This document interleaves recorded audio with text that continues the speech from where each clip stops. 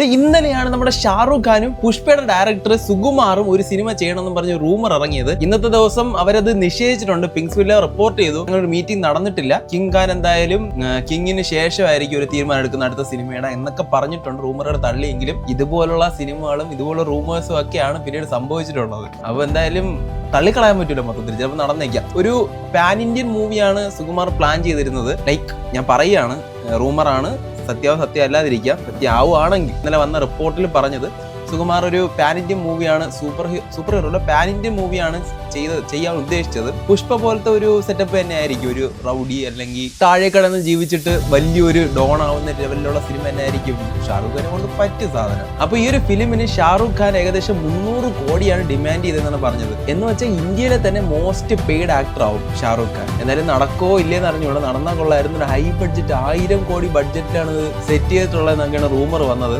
എന്തായാലും അവരെല്ലാം നിഷേധിച്ചു. പോട്ടെ, എന്തായാലും ചിലപ്പോൾ നടക്കാം, ആർക്കറിയാം. അപ്പോൾ എന്തായാലും നമ്മൾ ഇതുപോലെ എല്ലാ വീക്സിലും നമ്മുടെ ചാനലിൽ സിനിമയിൽ വിശേഷങ്ങളും റൂമേഴ്സും ഒക്കെ ആയിരിക്കും പറയുന്നത്. ഒരു ദിവസം, അതായത് എല്ലാ ആഴ്ചയിലും ചൊവ്വാഴ്ച ദിവസം നമ്മുടെ സിനിമ റൂമേഴ്സ്, അന്നത്തെ ആഴ്ചയിൽ കിട്ടിയ സിനിമ റൂമേഴ്സ് എല്ലാം കൂടെ ആയിരിക്കും ചെയ്യുന്നത്. അപ്പോൾ എന്തായാലും ചാനൽ സബ്സ്ക്രൈബ് ചെയ്ത് വെച്ചോ.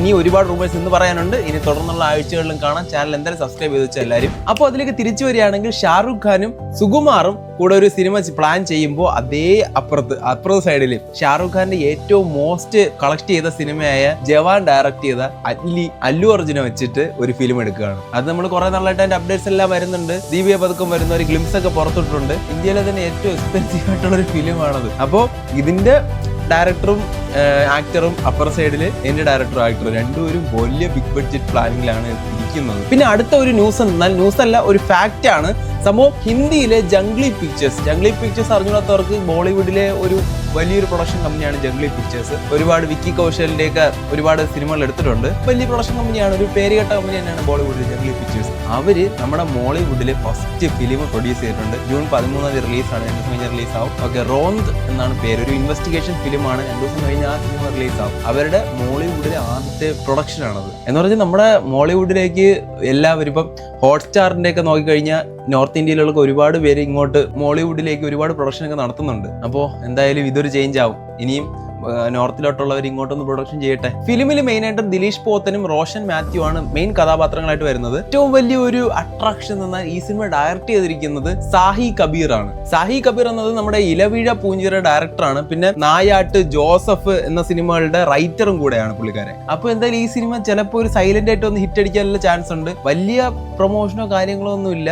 ചിലപ്പോൾ മിക്കവാറും നായാട്ട് പോലെ എല്ലാവരുടെയും മനസ്സിൽ കീഴടക്കാൻ പറ്റിയ ഒരു സിനിമ ആയിരിക്കും റോന്ത്. ഇതൊരു ഇൻവെസ്റ്റിഗേഷൻ ത്രില്ലറാണ്. അടുത്തതൊരു കൺഫർമേഷനാണ്. അമീർ ഖാന്റെ ഭാഗത്ത് നിന്ന് ഒരു കൺഫർമേഷനാണ്. ഒരുപാട് കാലമായിട്ട് ഫാൻസ് ഒക്കെ ഇങ്ങനെ ത്രില്ലടിച്ചിരുന്ന ഒരു ന്യൂസ് ആണത്. ലോകേഷ് കനകരാജിന്റെയും അമീർ ഖാന്റെയും ഒരു സൂപ്പർ ഹീറോ മൂവി, അത് ഈ കൈദി 2 കഴിഞ്ഞ് 2020 ലാസ്റ്റോട് കൂടി ഷൂട്ടിംഗ് സ്റ്റാർട്ട് ചെയ്യുന്ന അമീർ ഖാൻ തന്നെ കൺഫേം ചെയ്തിട്ടുണ്ട്. ഒരു ഇന്റർവ്യൂലാണ് പുള്ളിക്കാരൻ പറഞ്ഞത് സിത്താര സമീം പർ ഇറങ്ങാൻ പോവാണ് അമീർ ഖാന്റെ. അപ്പൊ അതിന്റെ ഒരു പ്രൊമോഷന്റെ ഭാഗമായിട്ട് ചോദിച്ചപ്പോൾ പറഞ്ഞതാണ് ഇത് കഴിഞ്ഞിട്ട് 2026 അവസാനത്തോട് കൂടി, അതായത് ലോകേഷ് കനകരാജിന്റെ കൈദി 2ന്റെ ഷൂട്ടിംഗ് കഴിഞ്ഞതിന് ശേഷം Aamir Khan Lokesh Kanagaraj movie, super hero movie, ഒരു പാൻ ഇന്ത്യൻ റിലീസ്. എന്തൊരാവൂടെ എന്റെ പോലെ അമീർ ഖാനും ലോകേഷ് കനകരാജ് എന്തൊക്കെ ചെയ്തു വയ്ക്കുക. അയാളാണെങ്കിൽ അന്യായം, ഈ ലോകേഷ് ആണെങ്കിൽ ഒന്നും പറയണ്ട. ലോകേഷിന്റെ കൈ കിട്ടി എല്ലാവരെയും അവൻ അടിപൊളിയായിട്ട് ചെയ്തെടുക്കും. എന്തായാലും കൊള്ളാം. ഇതൊക്കെ പെട്ടെന്ന് നിന്ന് ഇറക്കി വിട്ടിരുന്നെങ്കിൽ ഒന്ന്.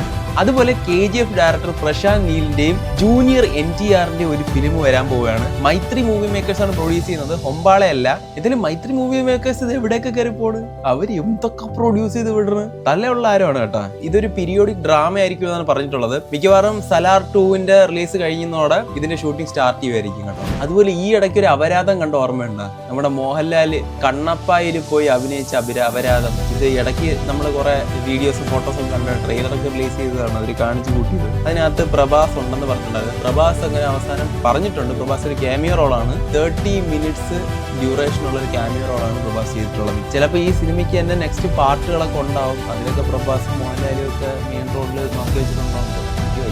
കണ്ണപ്പ വേറെയൊക്കെ തന്നെ. ഈ ഒരു സിനിമയിലെയാണ് ഫൂട്ടേജ് മോഷണം പോയി എന്ന് പറഞ്ഞ ഇടയ്ക്ക് കേസ് ഉണ്ടായിരുന്നു. അതുകൊണ്ട് അടുത്തതൊരു വൻ ന്യൂസാണ്. ജയിലർ 2 നാഗാർജുനൻ വില്ലനായിട്ട് വരുന്നതാണ് പറയുന്നത്. ജയിലർ 2ന്റെ ഒരു 1-2 ഷെഡ്യൂളൊക്കെ ഷൂട്ട് ചെയ്ത് കഴിഞ്ഞു ഓൾറെഡി. ജയിലർ 2ന്റെ വില്ലൻ വില്ലൻ ക്യാരക്ടർ നാഗാർജുന. നമ്മുടെ കൂലിയില് നാഗാർജുന റോളുണ്ട്.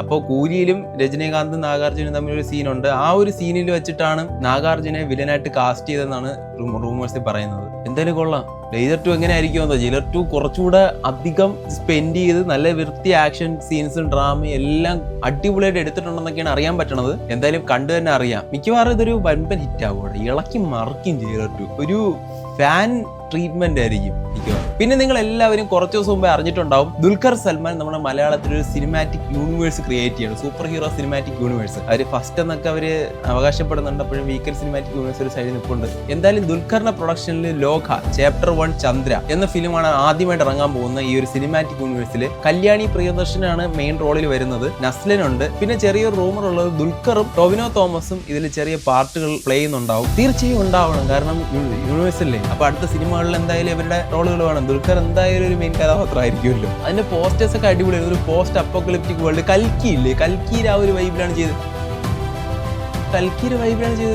നമ്മുടെ കൽക്കി ഇല്ലേ, കൽക്കിയിൽ ആ ഒരു വൈബിലാണ് ചെയ്തു വെച്ചിരിക്കുന്നത്. ദുൽഖറും കൽക്കിയിലുണ്ടായിരുന്നു. അപ്പൊ അതിന്റെ ഒരു ഇൻസ്പിറേഷൻ ആയിരിക്കുമല്ലോ. എന്തായാലും കൊള്ളാടേ, അത് വിഷയമായിരിക്കും കേട്ടോ. എനിക്ക് ഇപ്പോഴാണ് ഞാൻ ഒന്ന് ഹൈപ്പ് കയറിയത്. കൽക്കിയുടെ അതേ ഇത് കേട്ടാ, ഒരു പോസ്റ്റ് അപ്പോക്കലിപ്റ്റിക് വേൾഡ്, ഒരു ഡ്യൂണ് പോലത്തെ കുറെ സ്റ്റാൻഡ് സ്റ്റോം ഒക്കെ ഉണ്ടായിരുന്നു അതിൽ.